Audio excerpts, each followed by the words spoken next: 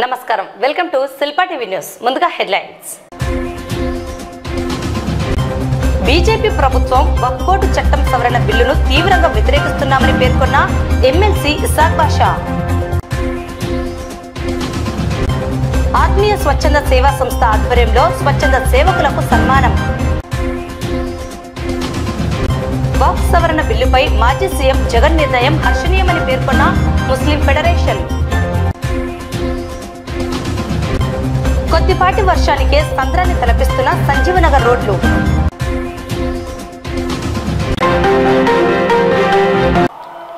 కేంద్రంలోని బీజేపీ ప్రభుత్వం వక్ఫ్ బోర్డులోని పలు చట్టాలను సవరించాలని పార్లమెంట్లో బిల్లును ప్రవేశపెట్టడాన్ని తీవ్రంగా వ్యతిరేకిస్తున్నట్లు నంద్యాల ఎమ్మెల్సీ ఇసాక్ బాషా పేర్కొన్నారు. స్వయం ప్రతిపత్తి కలిగిన వక్ఫ్ బోర్డు చట్టాలలో 40 అంశాలను సవరించేందుకు పార్లమెంటులో బిల్లు ప్రవేశపెట్టడం, ఆ బిల్లును ప్రతిపక్ష పార్టీలు వ్యతిరేకించడం జరిగింది. సదరు బిల్లును జాయింట్ పార్లమెంటుకు సిఫారసు చేశారు.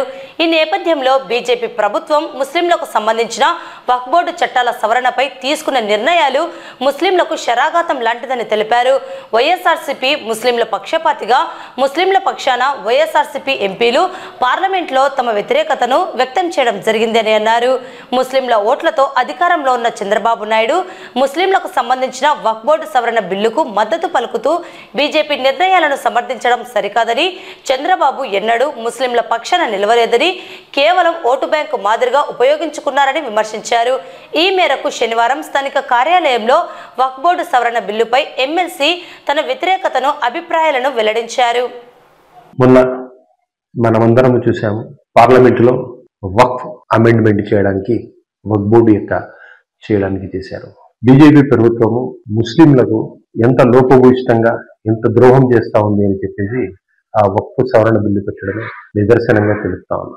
ఒక్కసారి నేను వాళ్ళు ఏమేమి చేశారనేది వివరంగా చెప్తాను. వక్ఫ్ బోర్డు బ్రిటిష్ గవర్నమెంట్ లోనే 1937లోనే వక్ఫ్ యాక్ట్ ఏర్పాటు చేయడం జరిగింది. 1955లో ఇండియన్ గవర్నమెంట్ రూపొందించడం జరిగింది. ఆ తర్వాత మరొకసారి 1995లో ఒకసారి దాన్ని పూర్తిగా 3 సార్లు వక్ఫ్ బోర్డ్ యాక్ట్ ను అడ్జస్ట్మెంట్ చేయడం. ఇప్పుడు వీళ్ళు చేయదలుచుకున్నటువంటి తప్పులు ఎప్పుడు ఏ గవర్నమెంట్ చేయలేదు. వాస్తవంగా వక్ఫ్ బోర్డ్ లో ఒక్కసారి వక్ఫ్ చేశామంటే అది దేవునికి ఇచ్చినట్లే. వక్ఫ్ సంబంధించి వక్ఫ్ అది దాని పదాన్ని బేసిక్ కాన్సెప్ట్ మార్చే రకంగా ఈ ప్రభుత్వము తప్పుడు నిర్ణయాలు తీసుకోవడం జరుగుతూ ఉంది. వక్ఫ్ బోర్డ్ లో హైయెస్ట్ అంటే భారతదేశంలో ఎక్కువ ఉండేది ఫస్ట్ నాకు తెలిసి రైల్వేలు అనుకుంటారు, తర్వాత డిఫెన్స్, 3వ అతిపెద్ద ఆస్తులు ఉండే సంస్థ వక్ఫ్ బోర్డ్. దాదాపుగా 9 లక్షల ఎకరాలు, 1.2 లక్షల కోట్ల రూపాయల ఆస్తి వక్ఫ్ బోర్డు. ఇంత పెద్ద సంస్థను వాళ్ళు నిర్వీర్యం చేసే రకంగా, దాన్ని చెడగొట్టే రకంగా బీజేపీ గవర్నమెంట్ చేయడానికి సిగ్గుచేటు. ప్రతి వ్యక్తి దీన్ని ఖండించాల్సిన అవసరం అయితే. దాదాపుగా ఈ కొత్త చట్టంలో 44 ప్రతిపాదనలు ఏర్పాటు చేయడానికి చేస్తా ఉన్నారు వాళ్ళు. మెయిన్ దాంట్లో 44 అడ్జస్ట్మెంట్లు చేయడానికి. మెయిన్ దాంట్లో ముస్లింలకు శరాఘాతంగా కష్టంగా ఉండేటివి 4 విషయాలు నేను చెప్పదలుచుకున్నాను. కొత్త బిల్లులో సెక్షన్ 40ని రద్దు చేయాలని చెప్పేసి చెప్తా ఉన్నా. సెక్షన్ 40 ఏం చేస్తా ఉంది అంటే 1995లో చేశారు దాన్ని. వక్ఫ్ బోర్డ్ లో ఏదైనా డిస్ప్యూట్ జరిగితే వక్ఫ్ బోర్డ్ లో ఉండే ట్రిబ్యునల్ చట్టం ప్రకారము వక్ఫ్ బోర్డు వాళ్ళే డిస్ప్యూట్ చేసుకోవాల్సిన అవసరం ఉంది. అక్కడే తీర్చుతారు. వక్ఫ్ బోర్డ్ లో ట్రిబ్యునల్ లో జరగకున్నప్పుడు హైకోర్టు పోవడం జరుగుతుంది. ఆ పరిధిని తీసేసి వాళ్ళు డైరెక్ట్ గా కేంద్ర ప్రభుత్వానికి ఆ అధికారాన్ని ఇవ్వడం జరుగుతుంది. కేంద్ర ప్రభుత్వం అంటే రెవెన్యూకు, కలెక్టర్లకు అధికారం ఇవ్వడం ఎంత దుర్మార్గం అది. వక్ఫ్ బోర్డు అది. వక్ఫ్ బోర్డు ట్రిబ్యునల్ ఉంది. వాళ్ళు ఏం చెప్తారంటే బీజేపీ వాళ్ళు వక్ఫ్ బోర్డు ట్రిబ్యునల్లో పొరపాట్లు జరుగుతా ఉన్నాయి, దానివల్ల నష్టపోతా ఉన్నారు, మేము మంచి చేస్తా ఉన్నామని చెప్పి పొరపాటును సరిదిద్దాల్సిన అవసరం ఉంది. చట్టాన్ని మార్చేసి అక్కడి నుంచి తీసుకొని చేయడం ఏంది విచిత్రంగా. అన్ని రకాల తప్పులు వాళ్ళు కేవలము ముస్లింలను అనగదొక్కాలా, ముస్లింలను హిందువులను విడగొట్టాలనే ఒక దురుద్దేశమైన కాన్సెప్ట్ తోనే ఇది తీసుకొని రావడం జరుగుతుందని క్లియర్ గా చెప్తాను చూడండి. ప్లస్ ఇంకోటి ఏం చేశారు, ఒక కౌన్సిల్ ఏర్పాటు చేయడం, కేంద్ర కౌన్సిల్ ఏర్పాటు చేసి వక్ఫ్ బోర్డ్ కి ఇంక్లూడ్ చేస్తా ఉన్నారు. కౌన్సిల్లో లాస్ట్ వక్ఫ్ బోర్డ్ లో ఉండే 2 ముస్లిం లేడీస్ ని పెడతా ఉన్నారు. విచిత్రం ఏమి అంటే ముస్లిమేతరులకు కూడా దాంట్లో అవకాశం ఇస్తారు. అంటే వక్ఫ్ బోర్డ్ అధ్యక్షుడు నాన్ ముస్లిం కూడా ఉండొచ్చు. ఎంత ఆశ్చర్యకరమైన విషయం. వక్ఫ్ బోర్డు ముస్లింలకు మాత్రమే ధార్మిక సంస్థలకు నేను ఒక 5 ఎకరాలు ల్యాండ్ ఇస్తా ఉన్నానంటే నేను ఒక దేవునికి ఇచ్చినట్లు ఒక ముస్లిము ఆ ధార్మిక సంస్థకి ఇచ్చిన రకంగానే ఉంటుంది తప్ప అది దాంట్లో హిందువులకు రావడం ఏంటి? హిందువులు దాన్ని ఆ ఆస్తిని పరిరక్షించడానికి హిందూ చైర్మన్ గా ఉండాల్సిన అవసరం ఏముంది? అది ఏ మతములో కూడా ఇతర మతస్థులు ఉండడం అనేది శుద్ధ తప్పు. తిరుపతి దేవస్థానము బోర్డు ఉంటుంది, అందులో ముస్లిమ్స్ ఉంటారా? ఎందుకు ఉండరు? అది హిందువుల మనోభావాలకు, హిందువుల రెస్పెక్ట్కు హిందువులు మాత్రమే ఉండవలసిన అవసరం. అదే రకంగా ఇక్కడ కూడా ముస్లింలది సంబంధించిన ఆస్తి ముస్లింలు మాత్రమే ఇక్కడ ఉండాలి. ఇందులో హిందువులను కూడా ఇంక్లూడ్ చేయడం అనేది ఎంత దుర్మార్గమైన చర్య, ఎంత తప్పుడు నిర్ణయం అది. మళ్ళీ దీంట్లోకి కేంద్ర ప్రభుత్వము 2 పార్లమెంటు సభ్యుల్ని మెంబర్గా చేయడం, సెంట్రల్ కమిటీలో ఒక రాజ్యసభ సభ్యుల్ని పార్లమెంట్ చేయడం, వాళ్ళు ముస్లింస్ గా ఉండాల్సిన అవసరం లేదని చెప్పడం, ఎన్ని తప్పుడు నిర్ణయాలు తీసుకుని దాన్ని చేస్తా ఉన్నారు అనేది క్లియర్ గా తెలిసిపోతా ఉంది. ఇంతకు ముందు ఎవరైనా వక్ఫ్ బోర్డుకు దానం ఇవ్వాలి అనుకుంటే మౌఖికంగా ఇచ్చినా సరిపోతాయి. నా ఈ ఆస్తి ఉంది, నేను మీకు దానం ఇస్తున్నాను అని చెప్పేసి సరిపోయింది. ఇప్పుడు ఏం చేస్తున్నారు? దాన్ని చట్టం చేసి రిజిస్టర్ చేసి ఇవ్వాల్సిన అవసరం. ఎన్ని రకాలుగా దాన్ని చేయాలనో అన్ని రకాలుగా చేస్తా ఉన్నారు. వక్ఫ్ బోర్డులో ఉండే ఆదాయాన్ని వాళ్ళు ఏం చెప్తారు? వితంతువులకు, ఆడవాళ్లకు, అనాథలకు ఖర్చు పెడతాము, మేము దానివల్ల డెవలప్మెంట్ చేస్తున్నాం తప్ప ముస్లింలకు వేరే కాదని చెప్తారు. దాని పెత్తనము కేంద్ర ప్రభుత్వానికి ఇవ్వాల్సిన అవసరం ఏముంది? మీరు సూపర్వైజ్ చేయండి, కెపాసిటీ వాళ్ళకి ఇవ్వండి. కేంద్ర ప్రభుత్వానికి ఇవ్వాల్సిన పని కేంద్ర ప్రభుత్వం సూచన మేరకు ఇవ్వాలి. ఎంత తప్పుగా ఉందో ఒకసారి ఆలోచన చేయండి. భారత రాజ్యాంగంలో ఫండమెంటల్ రైట్ కు డిఫరెన్స్ గా ఉంది. Section 14, section 26, section 30 fundamental rights ను వైలేట్ చేసిన క్లియర్ గా అర్థమవుతోంది. ఇంత రెవల్యూషన్ ఇంత వచ్చిన తర్వాత కేంద్రము కొంత తగ్గి దీన్ని సింపుల్ గా తప్పించుకోవడం కోసము జాయింట్ పార్లమెంటరీ పార్టీకి రెఫర్ చేశామని చెప్తున్నారు. రెఫర్ చేసేసారు, కానీ అక్కడ కూడా వాళ్ళ కుయుక్తి అర్థమైతా ఉంది. సెంట్రల్ సెక్యూరిటీకి రెఫర్ చేస్తే ఇంకా బెటర్ గా ఉంటుంది తప్ప, సెలెక్ట్ కమిటీకి రెఫర్ చేసింటే బాగుంటుంది తప్ప జాయింట్ పార్లమెంటరీ పార్టీకి రెఫర్ చేయడం ఏంది? సో నేను ఈ రకంగా బీజేపీ చేసిన తప్పుడు విధానాలను మా వైఎస్ఆర్సీపీ ప్రభుత్వము, జగనన్న ప్రభుత్వం ఎప్పుడు మైనార్టీల మంచి కోరే ప్రభుత్వము, ఎప్పుడు మైనార్టీలకు అండగా ఉండే ప్రభుత్వము క్లియర్ గా దాన్ని ఓపెన్ గా పార్లమెంటు సాక్షిగా అపోజ్ చేయడం జరుగుతుంది. ఇప్పటి ప్రభుత్వము, చంద్రబాబు నాయుడు ప్రభుత్వము, ముస్లింలకు నేను మంచి చేస్తాను, అది చేస్తాను, ఇది చేస్తానని చెప్పే ప్రభుత్వము బీజేపీకి సపోర్ట్ ఇవ్వడం జరుగుతుంది. ఎవరు మంచి చేస్తా ఉన్నారు, ఎవరు చెడు చేస్తా ఉన్నారు, దీని ద్వారా క్లియర్ గా ముస్లింల పక్షపాతి ఎవరు, ముస్లింల ద్రోహి ఎవరు అనేది క్లియర్ గా ఈ ఒక్క బిల్లు వల్లనే క్లియర్ గా తెలిసిపోతా ఉంది. ఎప్పుడూ చంద్రబాబు నాయుడు ముస్లింల పక్షాన ఉండిందే లేదు. ముస్లింలను కేవలము ఓటు బ్యాంకు రాజకీయాలుగా వాడుకోవడం తప్ప ఎప్పుడు ముస్లింలకు మంచి చేసిన పాపాన పోలేదు. ఆత్మీయ స్వచ్ఛంద సేవా సంస్థ ఆధ్వర్యంలో నంద్యాల పట్టణంలోని రామకృష్ణ డిగ్రీ కళాశాల వివేకానంద ఆడిటోరియంలో శనివారం ఆ సంస్థ వ్యవస్థాపకురాలు స్వాతి అధ్యక్షతన పలు సేవా సంస్థల ప్రతినిధులు స్వచ్ఛంద సేవకుల విశిష్ట సేవలను గుర్తించి వారిని ఘనంగా సన్మానించడం జరిగింది.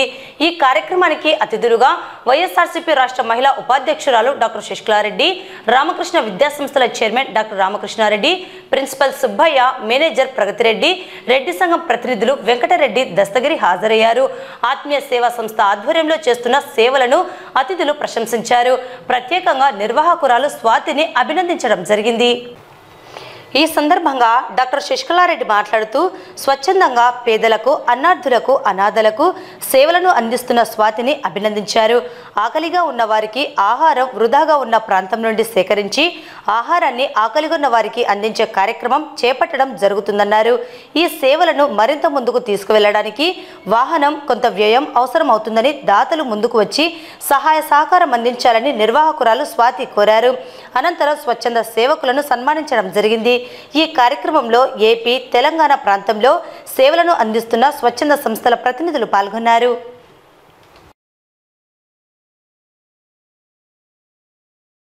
ఇక్కడ ఏంటి అంటే ఇక్కడ వేస్ట్ అయిన ప్రతి మెతుకు ఆకలి ఉన్న వాళ్ళకి పంచాలన్నదే నా ఉద్దేశం.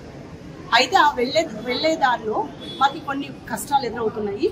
అంటే వెళ్ళేటప్పుడు ఆటో ఖర్చులు కానీ, లేకపోతే పేపర్ ప్లేట్స్ కానీ, వాటర్ గ్లాసెస్ కానీ నీడ్స్ ఉండే వాళ్ళకి ఆ ఖర్చులు మేము భరించలేకపోతున్నాము. వాటికి కొంచెం మాకు హెల్ప్ చేయండి. అలాగే ఏదైనా వెహికల్ ఇస్తే ఆ వెహికల్లో ట్రాన్స్పోర్ట్ ద్వారా ఇంకా తొందరగా రీచ్ అయ్యే అవకాశం ఉంది. అంటే ఇచ్చిన ఆహారం పాడవకుండా కానీ లేకపోతే ఎక్కువ దూరాల్లో ఉంటే తొందరగా చేరే అవకాశం కానీ వాళ్ళకి ఉంటుంది.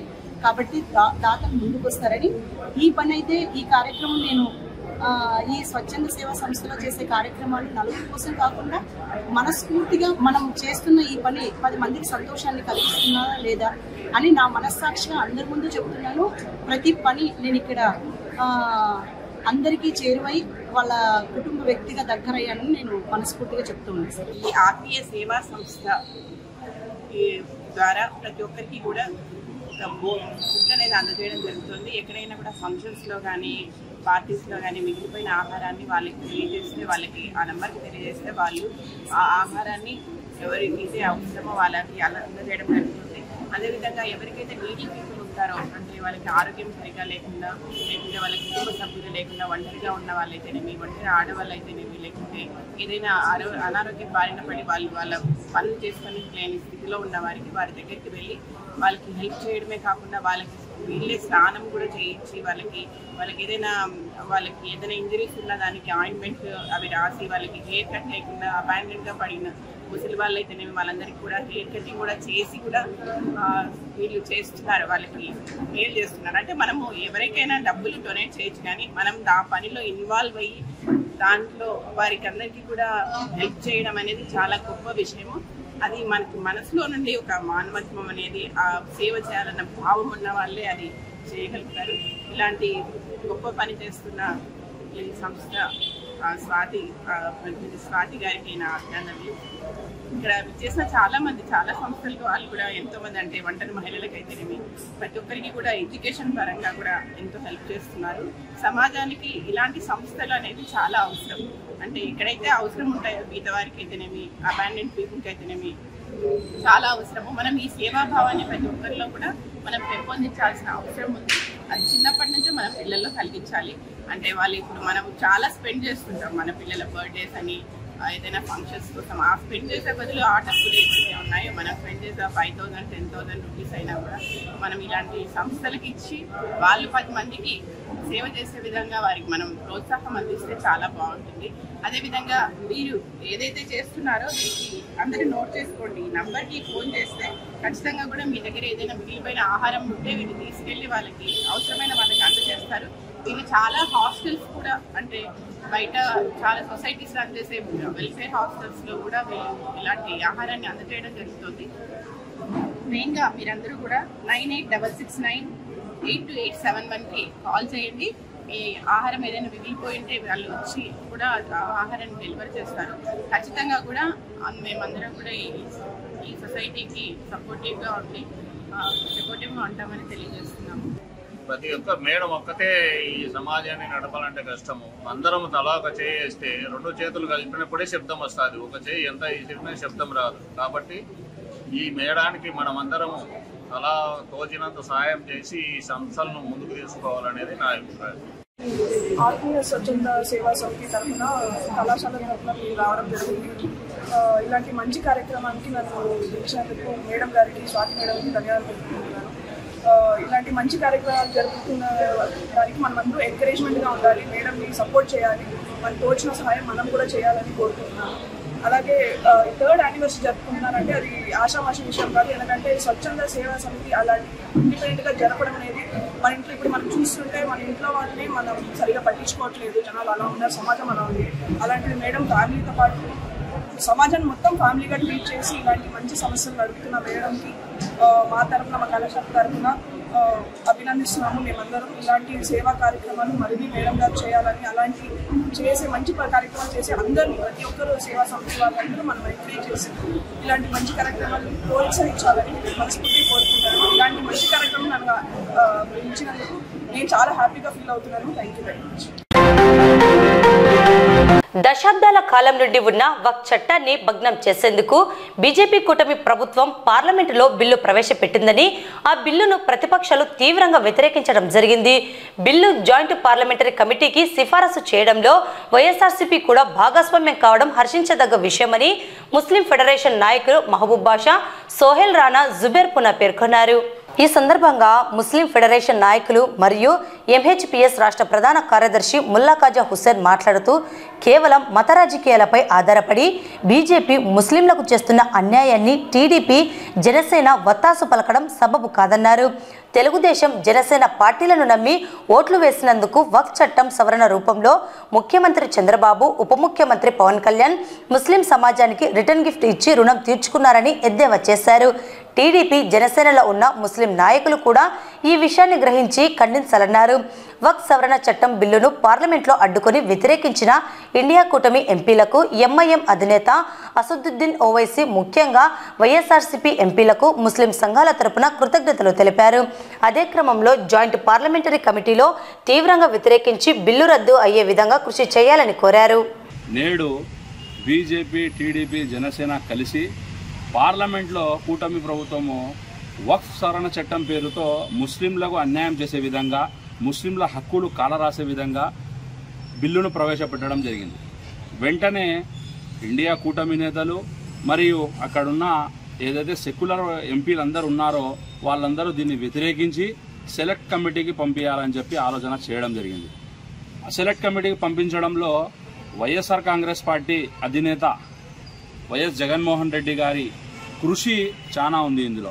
ఎందుకంటే ఆయన ఆదేశానుసారము అక్కడ పార్లమెంట్లో ఏదైతే వైఎస్ఆర్ కాంగ్రెస్ పార్టీ 4 ఎంపీలు ఉన్నారో వాళ్ళు అక్కడ సమస్యని తీవ్రంగా పరిగణించి అక్కడ తీవ్రంగా వ్యతిరేకించడం జరిగింది. మేము ఒకటే కోరుతున్నాము, నారా చంద్రబాబు నాయుడు గారికి, జనసేన పార్టీ అధినేత పవన్ కళ్యాణ్ గారికి మేము ముస్లిం ఫెడరేషన్ తరపు నుంచి ఒకటే కోరుతున్నాము, వీళ్ళు ముస్లింల ఓట్లు తీసుకొని ఈరోజు ముస్లింల హక్కులు కాలరాస్తున్నా కూడా నోరు మెదపకుండా ఉండడం చాలా దారుణం. ఈ యొక్క చట్టాలు తెచ్చి ముస్లింల హక్కులను కాలరాస్తున్నా ఎవరు కూడా పట్టించుకునే పరిస్థితుల్లో లేరు. కావున ముస్లిం సంఘాల తరపు నుంచి మేము తీవ్రంగా వ్యతిరేకిస్తున్నాము. ఏదైతే వక్ఫ్ సవరణ చట్టం ఉందో సెలెక్ట్ కమిటీలో కూడా వైసీపీ ఎంపీలు ఉన్నారు, టీడీపీ ఎంపీలు కూడా భాగస్వామ్యం కావడం జరిగింది. వెంటనే ఈ యొక్క సెలెక్ట్ కమిటీలో కూడా దీన్ని రద్దు చేసేయాలని చెప్పి ముస్లిం ఫెడరేషన్ తరపు నుంచి మేము డిమాండ్ చేస్తూ, అదే క్రమంలో ఏదైతే వైఎస్ జగన్మోహన్ రెడ్డి గారు ఆ యొక్క నిర్ణయం తీసుకున్నాడో వాటికి ముస్లిం సంఘాల తరపు నుంచి కృతజ్ఞతలు తెలుపుతున్నాము. అదేవిధంగా ఎంఐఎం అధినేత ఎంపీ అసదుద్దీన్ ఓవైసీ గారికి, ఇండియా కూటమి ఎంపీలకు ప్రతి ఒక్కరికి పేరు పేరున వారికి కృతజ్ఞతలు తెలుపుతున్నాము. ప్రభుత్వం వక్ఫ్ సవరణ చట్టాన్ని తీసుకొని రావడం జరిగింది.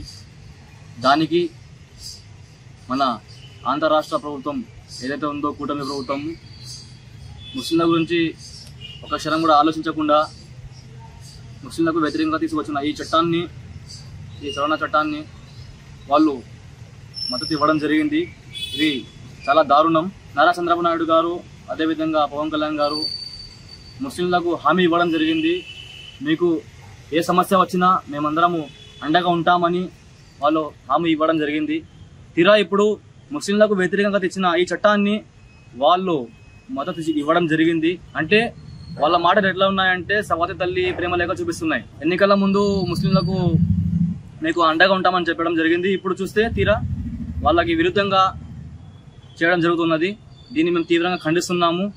దేశంలోనే కొన్ని వేల ఎకరాల వక్ఫ్ ప్రాపర్టీ ఉంది, దీన్ని కాజేయాలని చూస్తుంది బీజేపీ ప్రభుత్వము. దానికి అండగా టీడీపీ జనసేన నిలబడుతుంది. దీన్ని ముస్లిం సంఘాలుగా మేము అందరం తీవ్రంగా ఖండిస్తున్నాము. ఇదే విధంగా మీరు నడుస్తే రాబోయే రోజుల్లో మీకు ముస్లిం సంఘాలుగా ముస్లిం సమాజం మొత్తం మీకు ఎదురు దెబ్బ చూపిస్తామని తెలియజేస్తున్నాము. ముస్లింల ఓటు తీసుకుని ఆ రోజు ఏమన్నారు పవన్ కళ్యాణ్ గారు, చంద్రబాబు నాయుడు గారు, మీ మీద ఏ సమస్య రాకుండా చూసే బాధ్యత మాది, మీరు మాకు ఓట్లు వేయండి అని చెప్పి ఈరోజు మా ముస్లింల చట్టాలకి వ్యతిరేకంగా వారు పనిచేస్తున్నారు. అదేవిధంగా ఇండియా కూటమి మరియు జగనన్న ఎంపీలందరూ కలిసి వైసీపీ పార్టీ దీనికి వక్ఫ్ సవరణ చట్టాన్ని వ్యతిరేకించడం చాలా మేము వాళ్ళకి ధన్యవాదాలు తెలుపుకుంటున్నాం. విజయవాడలో గత రాత్రి 9 గంటల ప్రాంతంలో రాజ్యాంగ నిర్మాత డాక్టర్ బిఆర్ అంబేద్కర్ సామాజిక మహాశిల్పంపై టీడీపీ పచ్చబుక్కలు పోలీసుల సాక్షిగా అందరినీ బయటకు పంపి లైట్లు ఆర్పి విగ్రహ విధ్వంసానికి కుట్ర పన్ని దాడికి పాల్పడ్డారు. ఈ మహా విగ్రహాన్ని మాజీ ముఖ్యమంత్రి జగన్మోహన్ రెడ్డి అధికారంలో ఉన్న సందర్భంగా 404 కోట్ల వ్యయంతో నిర్మించడం జరిగింది. అతిపెద్ద మహాశిల్పాన్ని ధ్వంసం చేసేందుకు చేసిన విధ్వంసకర సంఘటనను ప్రజాస్వామ్యవాదులు, దళిత సంఘాలు, ప్రజలు తీవ్రంగా ఖండించడం జరిగింది. దాడికి పాల్పడిన వారిపై చట్టపరంగా చర్యలు తీసుకోవాలని కోరుతూ నంద్యాల పట్టణంలో ప్రజాస్వామ్యవాదులు, అంబేద్కర్ వాదులు, దళిత సంఘాల నాయకులు తీవ్రంగా ఖండిస్తూ నిరసన కార్యక్రమం చేపట్టారు. శాంతియుతంగా క్యాండిల్ ర్యాలీ నిర్వహించి బొమ్మల సత్రం సర్కిల్లో ఏర్పాటు చేసిన డాక్టర్ బిఆర్ అంబేద్కర్ విగ్రహాన్ని నీటితో శుభ్రం చేసి అటు తరువాత క్షీరాభిషేకం చేశారు. ఈ కార్యక్రమంలో మునయ్య, కారు Ravi Kumar, doctor Manoj Kumar, Immanuel, Ravi Kiran, Mohan, Erranna, Mala Mahanadu Prasad, Srinu, Thimmaraju, Meesala Ravi, PG Kiran, Narasimhulu, P Narasimhulu, Kumar, N Ravi Kumar తదితరులు పాల్గొన్నారు.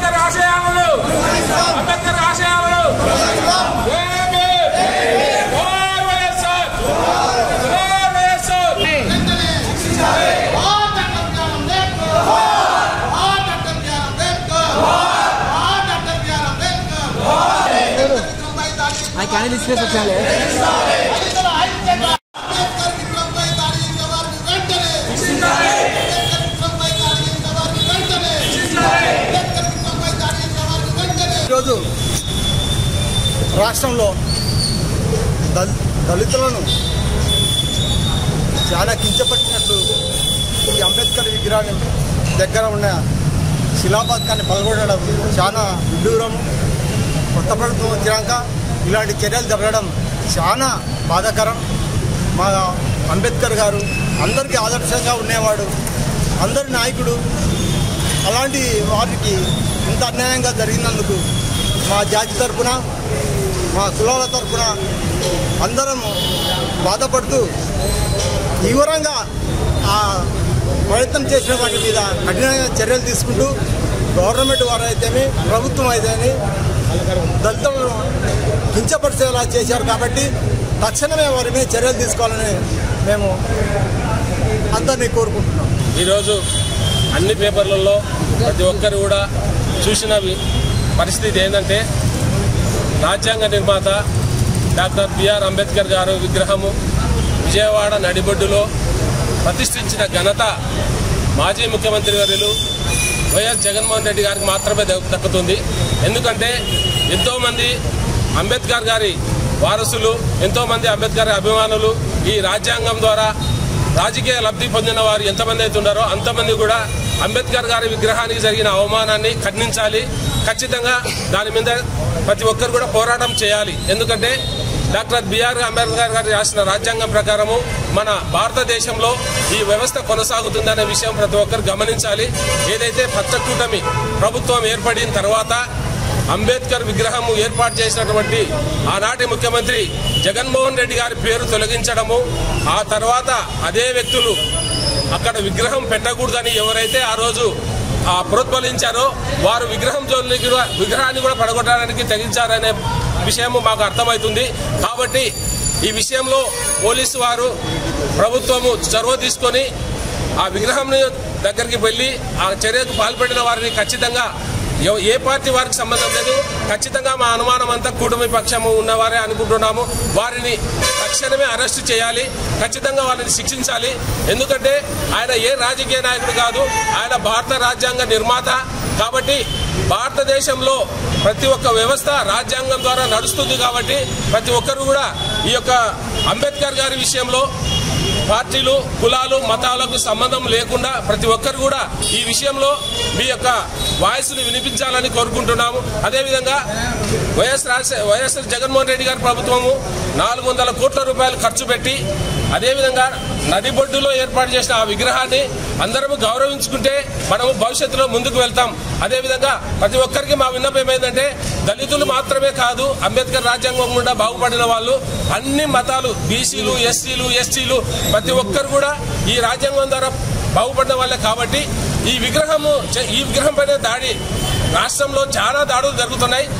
అంబేద్కర్ గారి విగ్రహం మీద జరిగిన దాడిని మేము ఖచ్చితంగా తీవ్రంగా ఖండిస్తున్నాం. ఎందుకంటే కూటమి ప్రభుత్వం ఏర్పడిన మరుక్షణమే ఆ దాడి జరగడం అనేది ప్రతి ఒక్కరు కూడా గమనించాలి. కాబట్టి మేము ఈ సందర్భంగా అంబేద్కర్ గారి విగ్రహాన్ని ఎవరైతే చర్యకు పాటుపడ్డారో వారి మీద చర్యలు తీసుకోవాలని కోరుకుంటున్నాం. జై భీమ్, అంబేద్కర్.